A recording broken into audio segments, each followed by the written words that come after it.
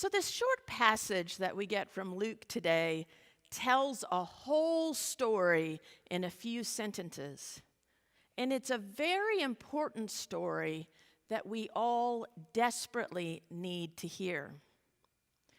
In order to kind of demonstrate how this story works, I'm going to use a familiar diagram that I hope the English teachers like. However, you're not allowed to grade me unless there's like constructive criticism that goes with it. So, I hope you all recognize, it's got so many names, story arc, plot line, apparently some guy named Freytag invented it, and I know you all can't all see it, but in the standard story arc, we have the opening time, which is the exposition where we're at normal energy levels. And then we have some kind of conflict that actually starts the story. And as the characters deal with the conflict, then you have rising action. It's not really an interesting story if you have another conflict, so you usually see at least one more in there. And then when they overcome the issues of the conflict, we hit the climax before we have all the little details to clean up the story and return us back down to normal energy, which we call the resolution, or what was one of my favorite words when I was a little kid, the denouement. We have this going on in our story today, kind of. We hear at the beginning of the story that Jesus is healing and ministering to the people outside of Jerusalem. So we're in this regular time when suddenly the Pharisees show up and threaten Jesus. Get away from here. Herod wants to kill you.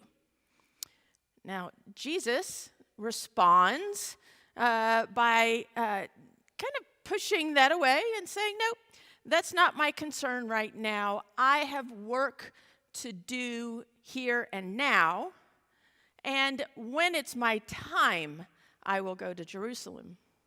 But I think there's a very interesting little parsing of the text that's helpful to understand here, that Jesus' response, we often wonder why he says, for a prophet cannot be killed outside Jerusalem, when really what we have to do is turn that around.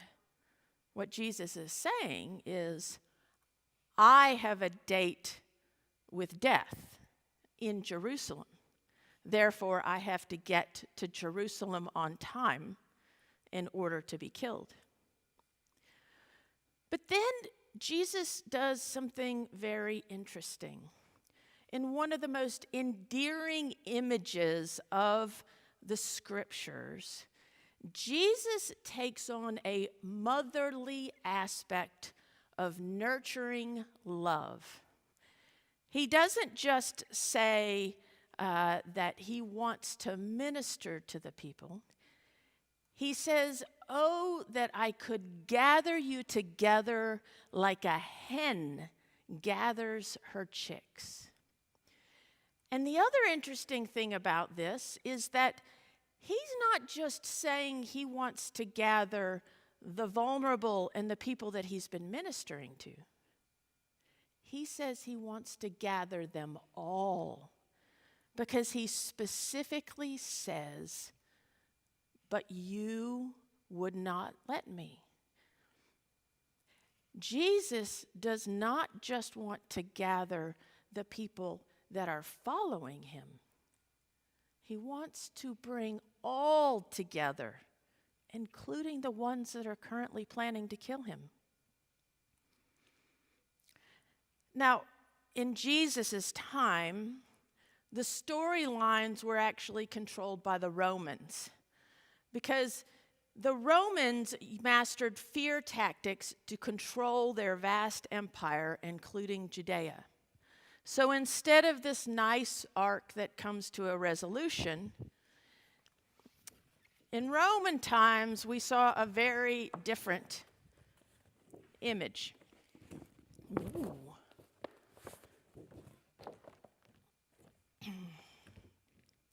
While, in general, we always have a starting place, and maybe things happen as people attempt to challenge the existing empire. The Romans were very good at cutting off the energy before the climax. And they did this in a variety of ways because they were a master of fear tactics. They used intimidation and suppression. We hear about this in the Bible as public beatings and crucifixions to enforce submission. They used division and polarization. You notice how we always hear about the different religious factions, the Sadducees, the Pharisees, the Zealots, etc. That's because the Romans pitted them against each other so that they did not work together. They used control and compliance with a constant military presence and heavy taxation to crush resistance. They used chaos and destabilizations. Any uprisings were met with brutal force to deter rebellion. An example of this is the Maccabean revolt that happened a few decades before Jesus' time, where again they got really close. But then the Romans came in and decimated them, causing this massive fall off in energy. They used story amplification. Stories back then were word of mouth, right? But what was the word of mouth? Gladiatorial games, normalizing violence as entertainment. And they used recruitment and radicalization. We know that Herod and the high priests were included as local elites because they benefited from Roman rule. They helped the Romans stay in power. All of these tactics maintained order through constant fear.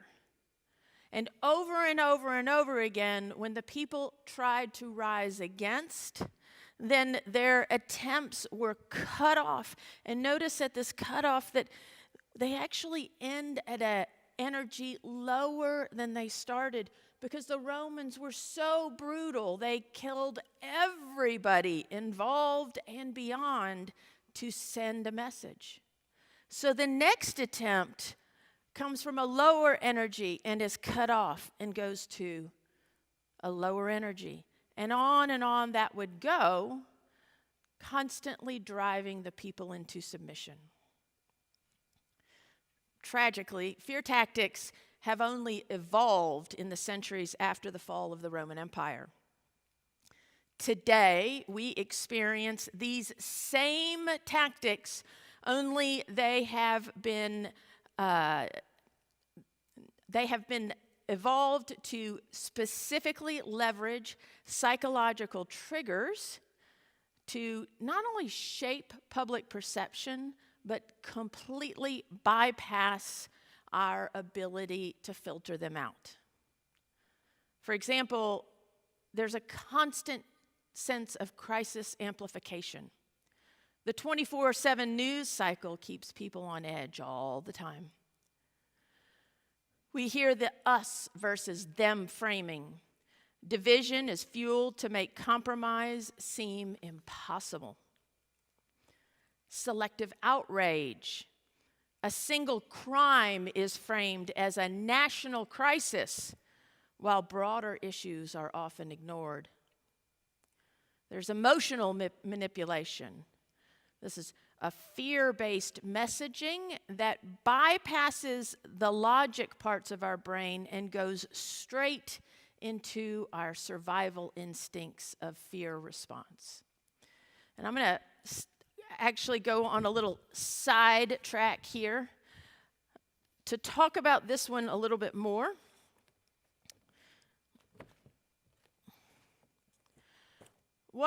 I know you can't see again all the details, but I hope you can see the colors in the way, so you're going to get a sense of the big numbers versus the tiny numbers down here, yes?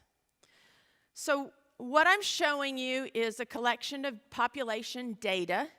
And if population data is usually measured in an event rate per 100,000. Now, what that 100,000 is, it can differ, so you kind of have to be aware of that, but I've done my best to normalize all my numbers here.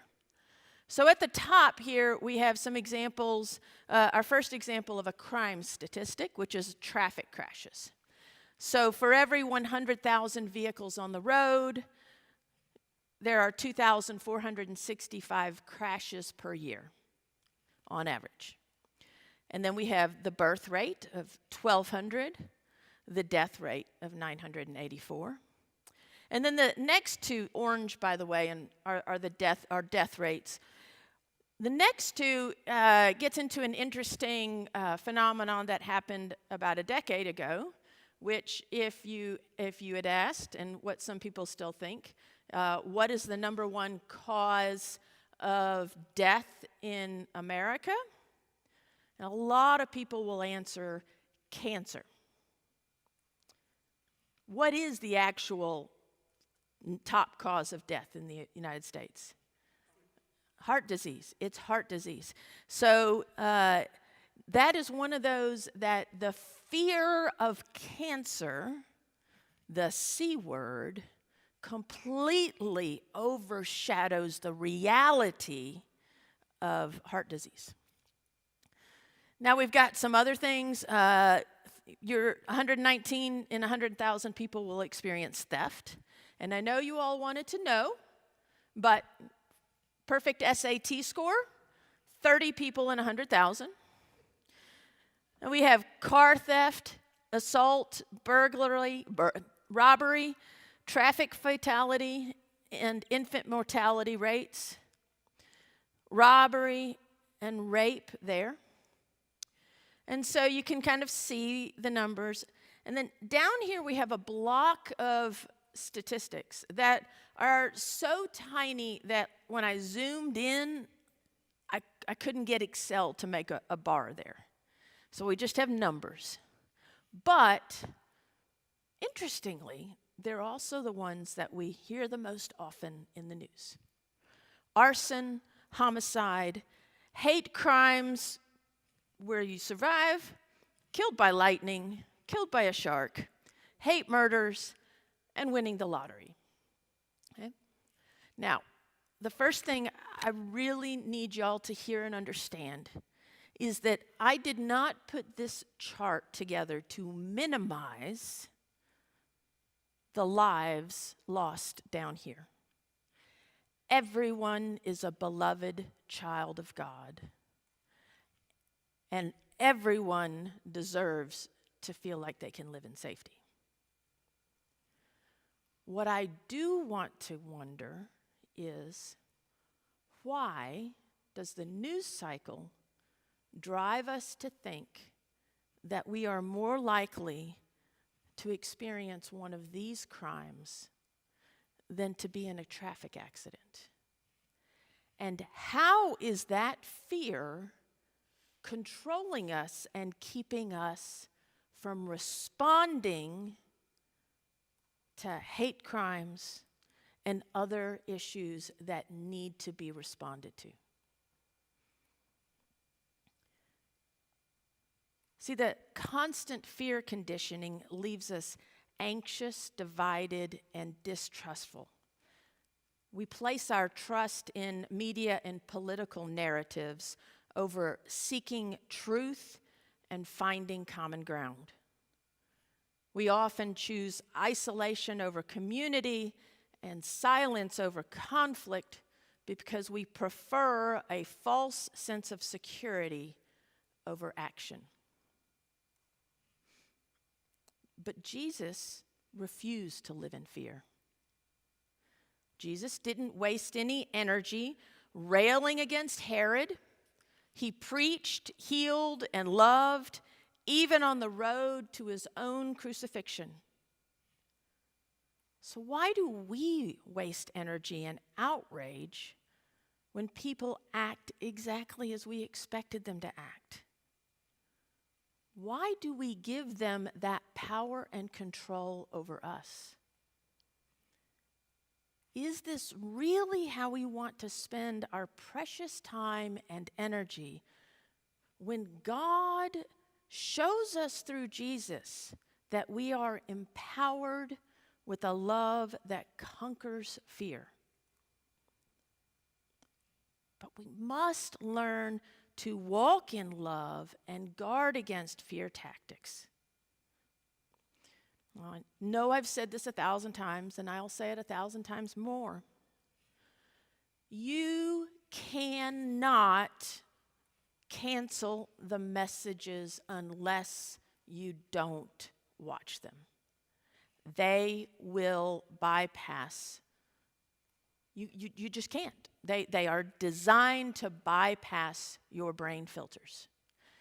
The only way to stop is to limit exposure to fear-based media, because the graphic images and the amplified language and the urgent interruptions program our brains to stay in crisis mode, even if we know how the system works. Having just explained the system to you, knowing how the system works, I have to pay for an app that blocks me from going to news and social media sites for most of the day. Because, like most humans, if I pull out my cell phone, maybe I meant to check my email, but the next thing I know, it's like unlock, swipe, ooh, Facebook, and there I am. I didn't even think about it. So I block it. Now, it's also recommended not to have the news flashes coming at you on your phone. The constant interruptions are driving our brains into fear cycle. Brené Brown notes in her research how these tactics bypass our logic system, going straight to the survival centers of the brain, and that even watching our favorite crime dramas and medical emergency shows program us to expect similar violence and crises in our lives. Not to mention zombie thrillers and alien invasion scenarios. Because the brain processes those violent images as actual threats, activating the amygdala, the fear center, and over time, this triggers this heightened sense of danger and a fight or flight response. We start to anticipate worst-case scenarios every day. She actually shares a somewhat funny story that for years, she found herself unconsciously planning for an attacker to jump out of the bushes by her front door, despite the minuscule risk of this ever actually happening. But she realized she also loved to binge watch CSI and Law and Order. And if you watch enough of it, your brain thinks that's commonplace. Chronic exposure to negative news can lead to disconnection because we start to develop a cynicism and a distrust of others, resulting in a tendency to overprotect or just withdraw from authentic community connection. But Jesus never withdrew. He remained with the crowds, healing, praying, and feeding. He ignored the fear-mongering even when he knew he was walking to his death. Jesus believed that God's love is the radical choice that will disrupt fear's power. And Jesus trusted God's plan and God's story. So now you get my special effect. Woo! All right. Because you see, for Jesus, death was not the climax. Because God's love trumps fear. The climax was the resurrection. Ooh, another special effect.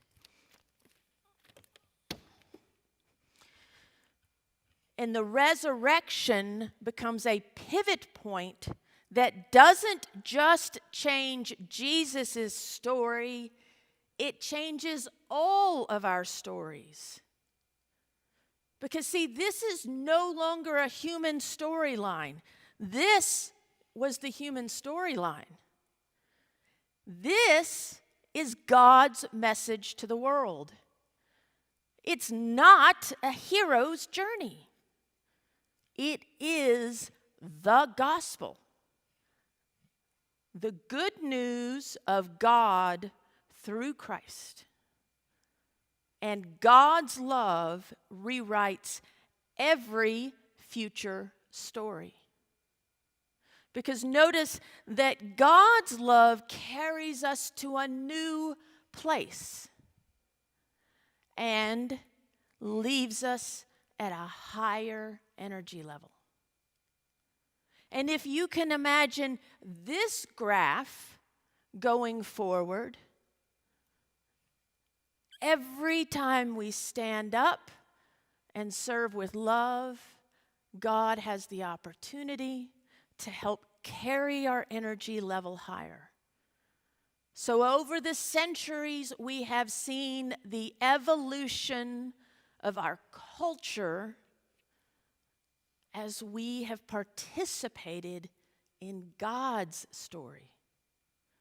Because God has empowered us with a love that overcomes fear.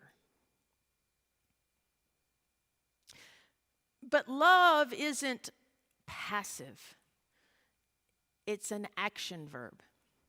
And I want a short little story that one of my Old Testament professors used to say to us, which is that often we misunderstand the Old Testament as being all of God's work.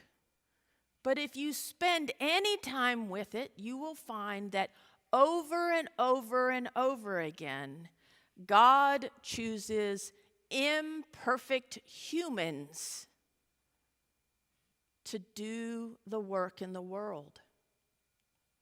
And what she used to say is that if we think God's going to do it all, we've missed the message. For God to do the God part, humans have to do the human part, because God can't do this part. For God to do the God part, the resurrection, Jesus had to walk his path to the crucifixion. And even today, we find that it is that action that makes the difference, that starts the process. Because love is not a feeling. Love stands in solidarity, showing up when fear tries to isolate us. Love speaks truth, countering false narratives, even when it's uncomfortable to do so. Love refuses to retaliate, resisting reactionary anger and despair. Love builds communities, investing in relationships and trust. Love chooses hope, trusting in disciplined faith, not naive optimism. Love sacrifices comfort for justice, risking safety to protect the vulnerable. Because love shifts the narrative from reactionary fear, where the Romans were taking them, to proactive solidarity that disarms oppression. And all this because we trust that God has empowered us with a love that conquers fear. And we have seen the evidence of this over the ages. We follow a legacy of Christian communities that have challenged repressive powers through resilience, nonviolence resistance, and proactive engagement. They have taught us that we can build strong community networks, intentionally making deep connections within our church and beyond to support systems that are harder to intimidate. This includes interfaith collaborations, civic partnerships, and local engagement. They have also taught us that public witness counts. Remaining visible, vocal, and committed to our core values matters. Consider the historical examples from the confessing church in Nazi Germany to the civil rights movement, to the witness of Archbishop Oscar Romero, to the modern sanctuary movement in America.